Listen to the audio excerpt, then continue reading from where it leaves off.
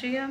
Reunidos nesse 9 de maio de 2020 com a nossa disciplina de avaliação da aprendizagem, eu trago como pauta hoje um artigo de uma autora que sempre que vocês pesquisarem, sempre que vocês estiverem voltados para essa questão da avaliação, vocês vão sempre ouvir falar sobre, tá? Pereira, tá? É o sobrenome dela, como vocês vão achar em outros trabalhos, Marina Lúcia de Carvalho Pereira. Tá, e o tema do artigo que nos propõe uma análise hoje, uma análise geral sobre a avaliação, tem como tema Repensando a Avaliação Escolar, Desafios e Perspectivas. E aí, dentro desse tema, ela nos propõe 3 aspectos gerais desse processo de avaliação para a gente realizar uma análise, tá? Ela nos traz a avaliação escolar em foco, onde a gente tem esse norteamento, esse direcionamento da avaliação de uma maneira geral e específica, tá? Nos propõe também, dentro dessa análise, alguns desafios que a gente encontra para o processo. A gente sabe que não são poucos e que eles sempre vão existir, certo? E nós temos também como terceiro ponto, terceiro foco desse processo, as perspectivas para a avaliação escolar, tá bom? Então, eu destaquei aqui alguns pontos para que a gente faça uma análise, tá? Uma análise sobre essas perspectivas em relação ao processo de avaliação escolar, tá bom?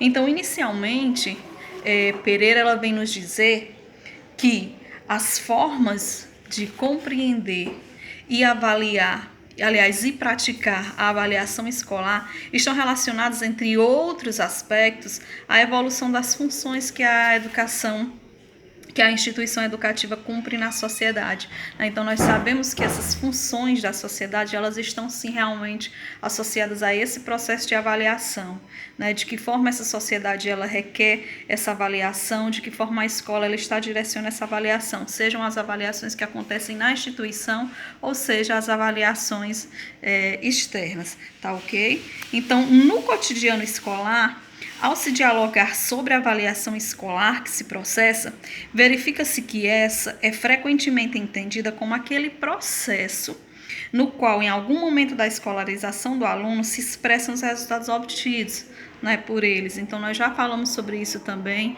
que a avaliação, na verdade, ela é o resultado de todo esse processo, né, dos objetivos alcançados e desses resultados que os alunos eles alcançaram. Ok?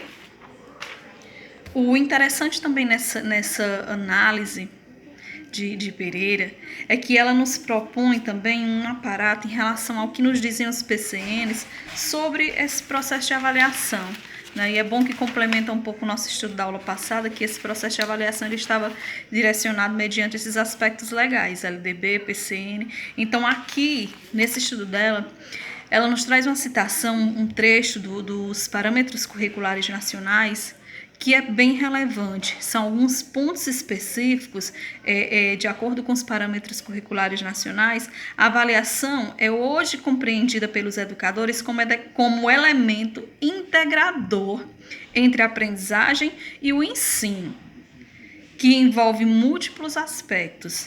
Então, ela nos traz alguns aspectos relacionados a essa avaliação segundo os PCNs e que esses aspectos eles são extremamente importantes, estão direcionados a essa avaliação de uma maneira geral, em um contexto geral.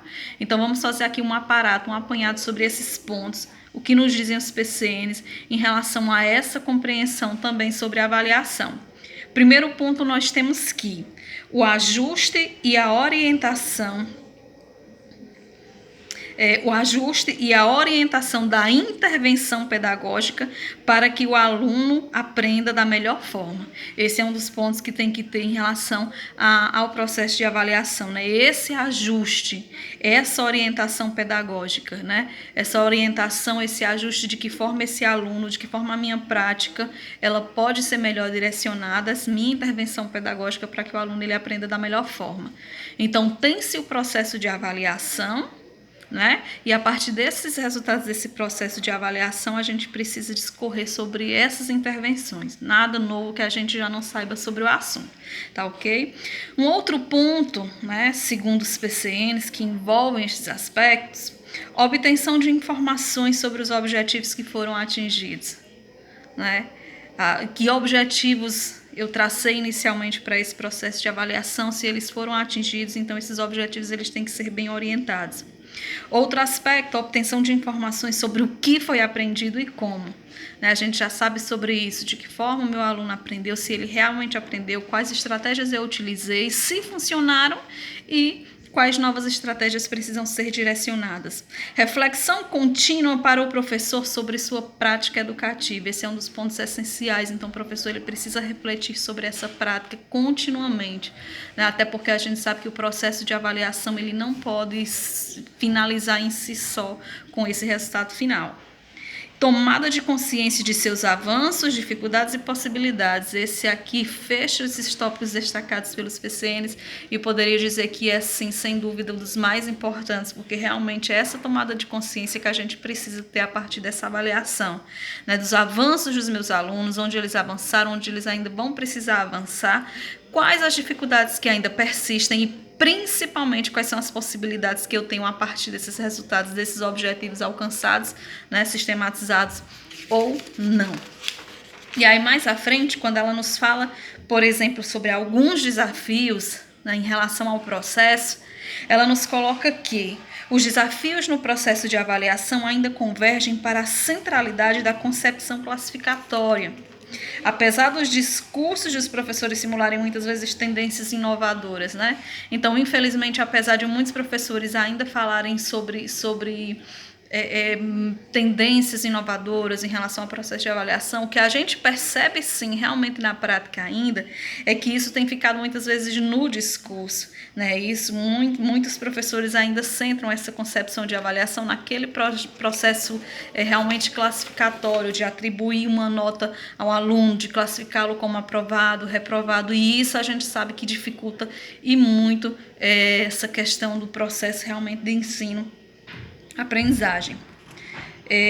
Um outro desafio, quando Pereira ela fala nessa questão dos desafios, um outro desafio que ela pontua também, gente, é a questão do registro, de que forma esses registros eles estão sendo feitos, né? Um outro desafio percebido na prática pedagógica que interfere decisivamente na avaliação se refere ao registro. Ampliar a natureza dos registros avaliativos representa descrever e analisar o acompanhamento de cada aluno. Então, esse registro ele tem que ser feito de maneira coletiva, mas ele tem que ser feito principalmente de maneira individual. Né? De que forma eu ainda estou refazendo esses registros em relação ao processo de avaliação dos meus alunos. É um desafio que na prática ainda tem deixado muito a desejar por parte de alguns professores que não têm feito esse registro de forma correta. Outro desafio que ela coloca aqui em relação aos tempos e espaços, que muitos professores ainda reclamam em relação a tempos e espaços para que esse processo de avaliação seja feito de maneira significativa, né, de fato. Mas a avaliação ela requer principalmente planejamento, principalmente tempo, para que possa acontecer realmente de maneira efetiva, de maneira significativa.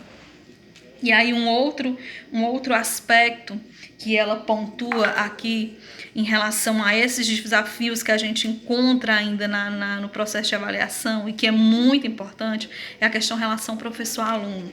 Ela destaca aqui um último aspecto que menciono, dentre muitos outros, e que precisam ser superados na prática escolar é a relação professor-aluno. Essa relação precisa assumir um papel reflexivo nas práticas escolares, pois interfere decisivamente na avaliação da aprendizagem.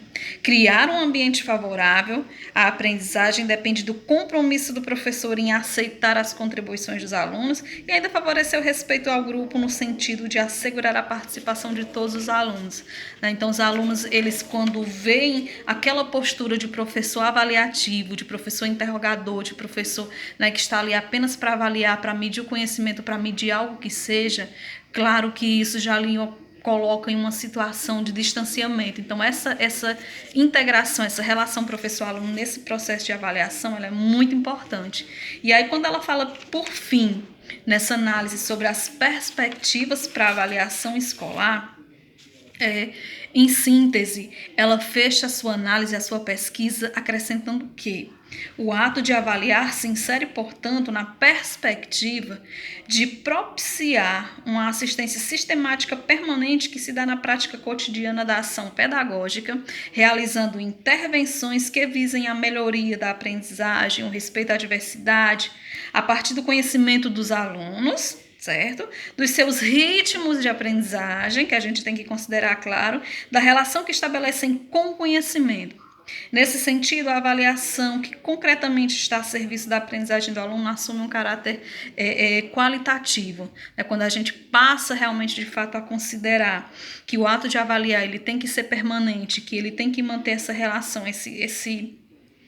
essa diversidade de estratégias que tem que ser considerados todos esses aspectos para essa ação pedagógica, aí sim, de fato, a gente vai poder estar proporcionando uma avaliação com caráter qualitativo, tá certo? Então, esse estudo nos propõe, inicialmente, esses 3 aspectos sobre repensar a avaliação mediante esses desafios e perspectivas que envolvem todo o processo, tá bom? Esse é o vídeo inicial e vamos para frente. Bom dia.